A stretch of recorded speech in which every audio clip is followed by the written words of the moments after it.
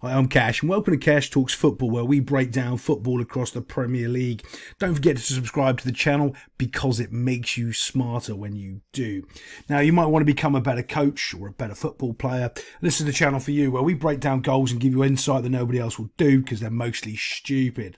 Right now we're looking at Wolves against Aston Villa, and we're watching right now. Can you see this? He's actually kind of doing the right thing, the defender.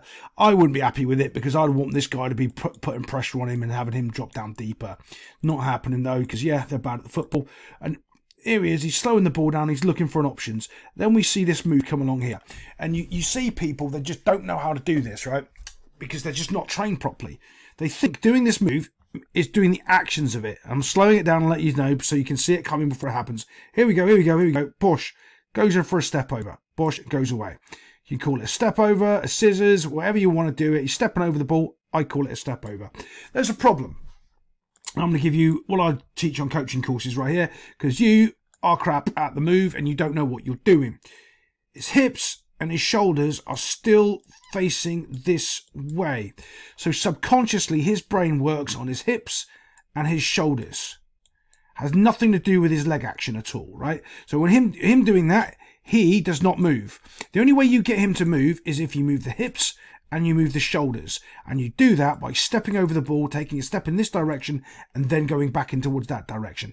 He doesn't do that. He just waves his foot over the ball like a clown, and because he hasn't been taught properly, and the coaches coaching him don't actually know how and why people get beaten with step overs, because it's all a mind trick. It's all about, you see the hips go one way, so immediately your subconscious thinks because his hips change, he's walking that way.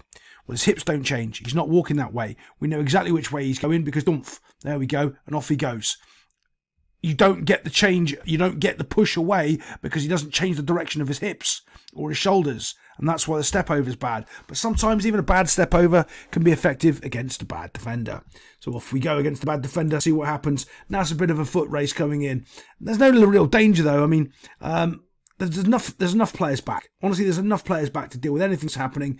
He's gone round the corner though. He's a little bit faster than him, and he's poked this cross over. It's a nothing cross really. And the keeper's made a howler. Not only has the keeper made a howler, the defender there's three defensive mistakes. One, he's letting him beat him too easy on the outside. Two, he's nicked the ball and kicked it in his own goal, I think. And three, the keeper's made a howler. Three mistakes. Pick one if you like. Yeah, because this guy made the goal from perseverance and pushing down that wing, doing a terrible step over. But yeah, let's get on to the next goal. As normal, I was completely wrong about the final finish. It was the striker who got it. But I want you to look at this guy, this guy's body shape here, right? The only reason you've got your hands behind your back here is because you're trying to make yourself big, but your hips are facing this way. So you're not making yourself big. Your shoulders are there, but he's putting the ball on the ground. And this guy here makes no clear attempt really to sort of challenge and stop the ball. Look, that is awful. I mean, that's awful.